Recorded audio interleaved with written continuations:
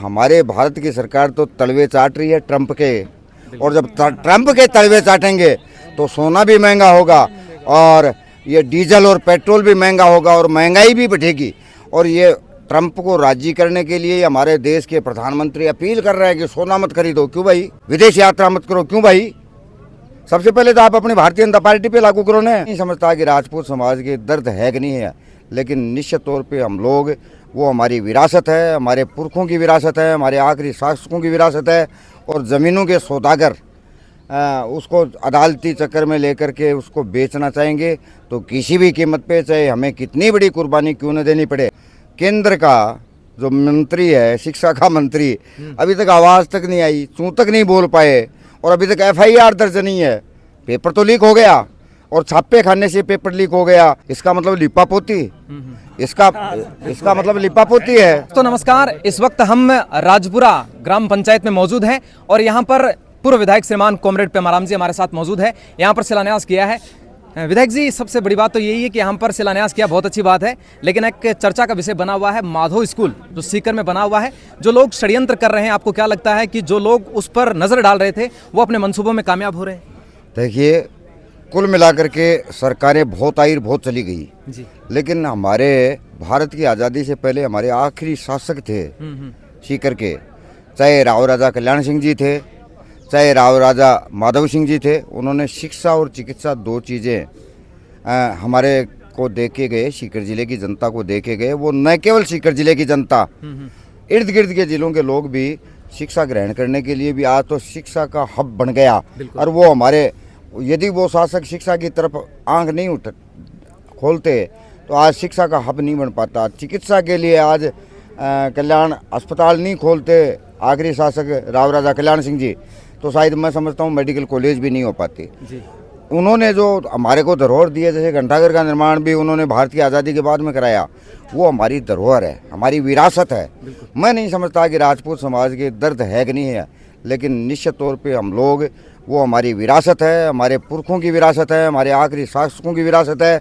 और ज़मीनों के सौदागर उसको अदालती चक्कर में लेकर के उसको बेचना चाहेंगे तो किसी भी कीमत पे, चाहे हमें कितनी बड़ी कुर्बानी क्यों न देनी पड़े, हम राव राजा माधव सिंह जी के द्वारा स्थापित जो स्कूल है उसको बचाने का पूरा प्रयास करेंगे। विधायक जी, हम शिक्षा के मंदिर में खड़े हैं।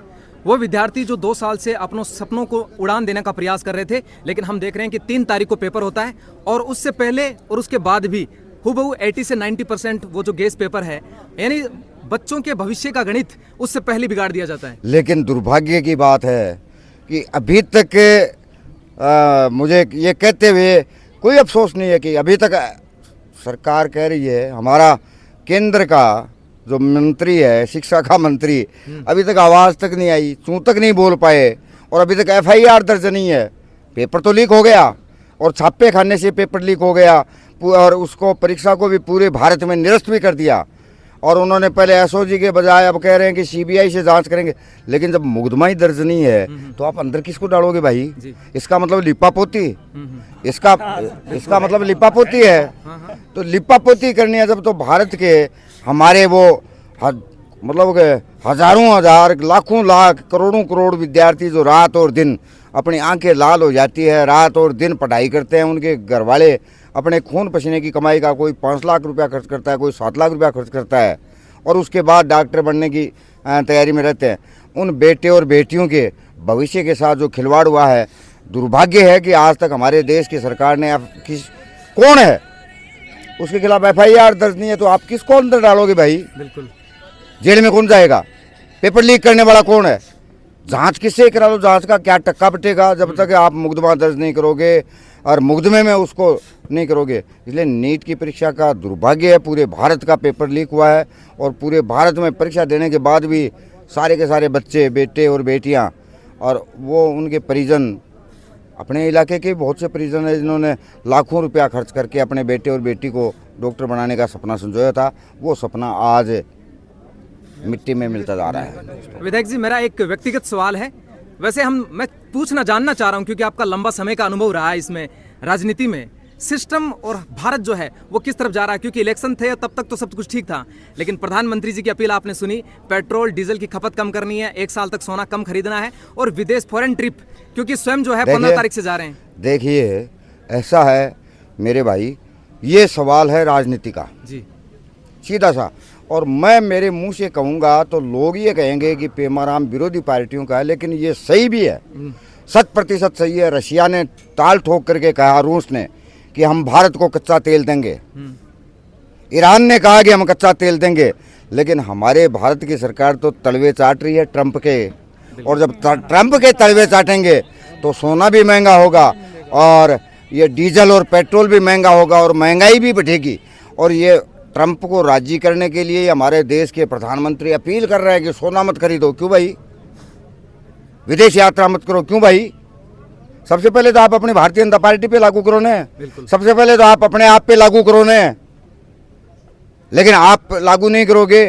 जिस तरह से कोरोना काल में लोगों को दिया था, उस तरह से आपके कहने से शादियां है 100% महंगाई बढ़ेगी, लोग विद्रोह के लिए सड़कों पे भी आएंगे, सब कुछ होगा। आपको पता नहीं है क्या? होगा ही कि कैसे सहन होगा?